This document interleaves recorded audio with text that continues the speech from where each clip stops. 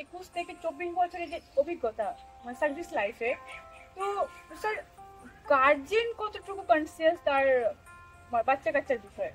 হ্যাঁ, এইটা আমাদের ধরো দেশের যে অবস্থা, তাতে শিক্ষার হার একদম 10 থেকে 20 বছর আগে তুমি উদয়ের পথে সংগঠন এক টানা 16 বছর কাজ করে যাচ্ছে। এই এই যে দীর্ঘ পথ চলার বিষয়ে আপনার মতামত কি? আমার উদয়ের পথের সঙ্গে পরিচয় অনেক দিন আগে থেকে, কারণ তখন ফরিদ ভাইয়ের সঙ্গে আমার অতটা পরিচয় নেই।